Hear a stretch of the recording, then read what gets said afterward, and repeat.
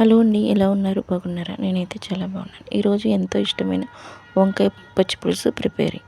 వంకాయలు, టమాటాలు, పచ్చిమిరపకాయ, ఉల్లిపాయ అండ్ చింతపండు అండ్ కరివేపాకు, కొత్తిమీర, తాలింపు కొరసలండి, ఆవాలు, జీలకర్ర, వెల్లుల్లిపాయ అండ్ ఎండుమిరపకాయ కూడా.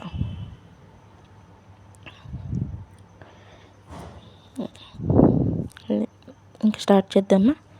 ముందుగా పచ్చిమిరపకాయలు, టమాటాలు 4 బద్దల కింద, అలాగా కొంచెం కొత్తిమీర, కొంచెం కరివేపాకు, వంకాయలు అయితే ఇలా 4 బద్దల కింద కోసుకోవాలండి. తర్వాత ఉల్లిపాయ కూడా, తర్వాత పచ్చిమిరపకాయల ఘాట్లు పెట్టుకోవాలి. కొంచెం నీళ్ళు వేసి చింతపండు నానేయాలి. నెక్స్ట్ గ్యాస్ వెలిగించుకొని వంకాయలని బాగా కాల్చాలండి.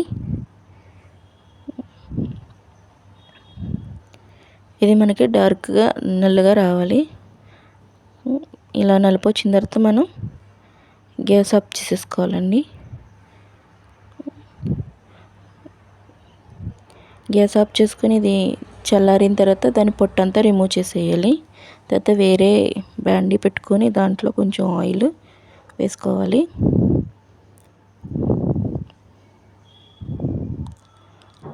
ఆయిల్ వేసుకున్నాక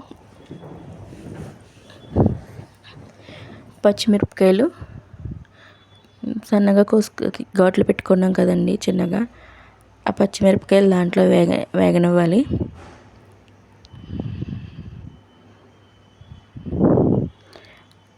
ఇవి కొంచెం కలర్ మారాలండి. ఇలా మారిన తర్వాత దీంట్లో మనం టమాటాలు,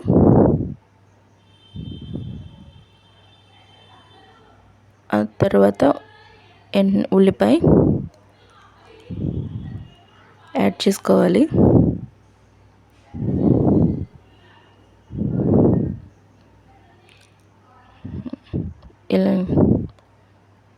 ఇలా యాడ్ చేసుకున్న తర్వాత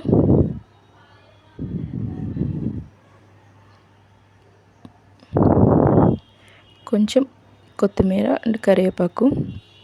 కొత్తిమీర కాళ్ళు అయితే చాలా టేస్ట్గా ఉంటుందండి. కొంచెం కరివేపాకు వేయాలి. ఇది కొంచెం బాగా కలయబెట్టాలన్నమాట.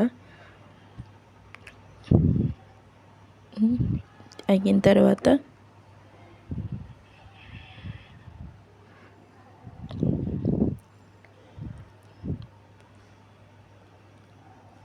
వంకాయలు కూడా కొంచెం పొట్టు తీసేసి దాంట్లో వేయాలండి, కాల్చిన వంకాయలు. ఇది అయిన తర్వాత కొంచెం నూనెలో మగ్గనివ్వాలండి. ఒక 5 మినిట్స్ తర్వాత మనం దీంట్లోకి ఉప్పు అండి, కల్లుప్పు యాడ్ చేయాలండి. కల్లుప్పు అయితే చాలా టేస్ట్ ఉంటుంది పచ్చి పులుసులోకి.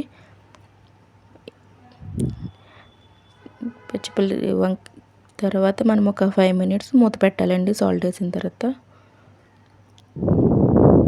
ఉప్పు వేసిన 5 నిమిషాలకి మనకి ఇలాగ దగ్గరగా వస్తుందండి. దీన్ని బాగా కలియబెట్టిన తర్వాత ఇప్పుడు మనం దీంట్లో కొంచెం బాగా కలియబెట్టాలండి.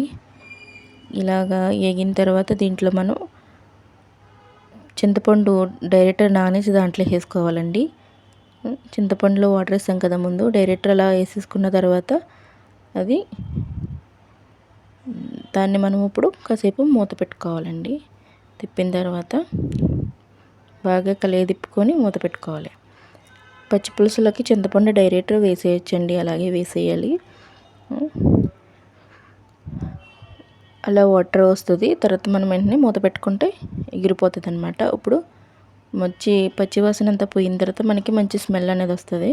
అప్పుడు మూత తీసుకుంటే మనకి గ్రేవీ అయితే రెడీ అయిపోతుంది.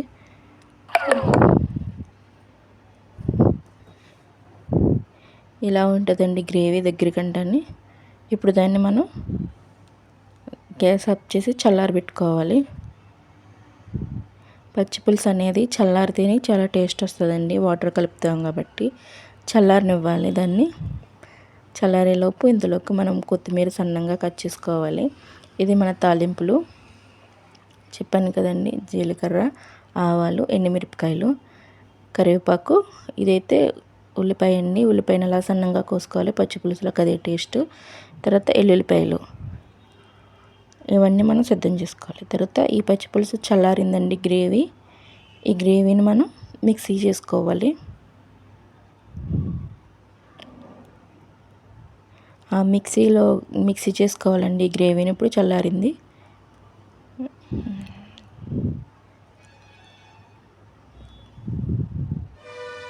ఈ మిక్సీ చేసుకున్న దాంట్లో వాటర్ పోసి మిక్సీ చేసుకోవచ్చండి. ఇది చాలా టేస్ట్ ఉంటుంది. వాటర్ కలుపుతాం కాబట్టి మనం పచ్చి పులుసు అన్నది గిన్నెలో వాటర్ వేసుకోవచ్చండి. వాటర్ వేసిన తర్వాత అప్పుడు మనం దాన్ని మిక్సీ పట్టాలండి మెత్తగా.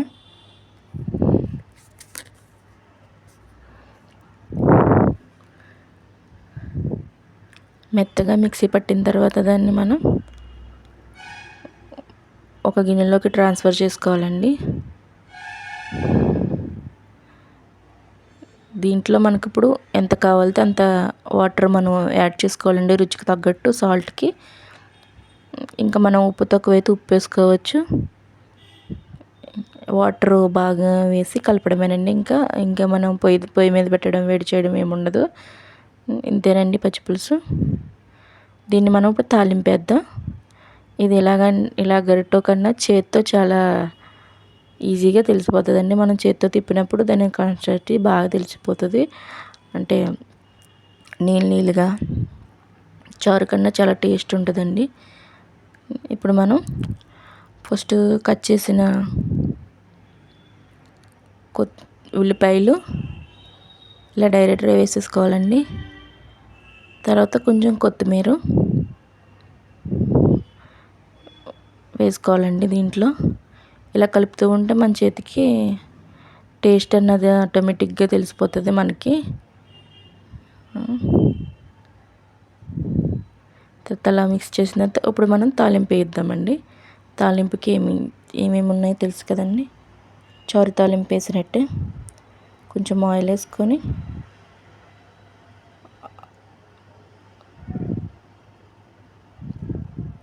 ఆయిల్లో దంచుకున్న వెల్లుల్లిపాయలు వేయాలండి.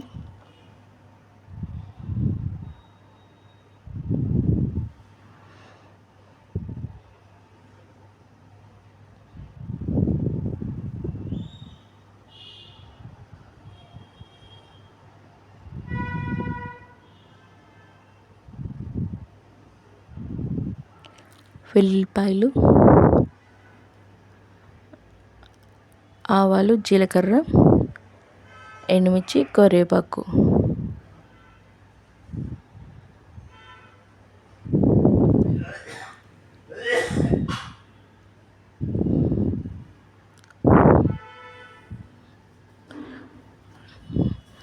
వేసి బాగా చూడాలండి. తాలింపు మనకి తయారైపోయింది. 5 minutesకి ఇలాగ అయిపోతుంది. దీన్ని పట్టుకెళ్ళి మనం కలిపిన పచ్చి పులుసులో తాలింపు వేయాలండి.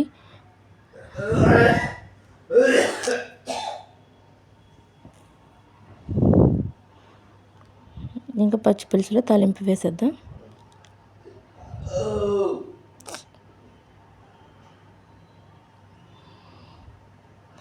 ఇది పచ్చి పులుసు తాలింపు అండి. ఇప్పుడు మనం దీన్ని సిద్ధమైపోయింది. దీన్ని ఇప్పుడు మనం రైస్లో వేసుకొని తినడమే. దీంట్లోకి ఎటువంటి కర్రీ అయినా ఫ్రై అయినా చాలా బాగుంటుందండి. పచ్చి పులుసు చాలా ఈజీగా తయారు చేయొచ్చు. వంకాయ పచ్చి పులుసు ఇది చాలా టేస్ట్ ఉంటుందండి. మా అందరికీ చాలా ఇష్టం. దీన్ని ఉంటే 2 పూటలు అన్నమే తింటామండి మేము.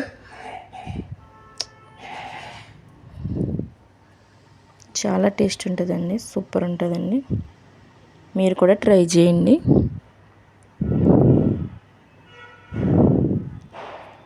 థ్యాంక్స్.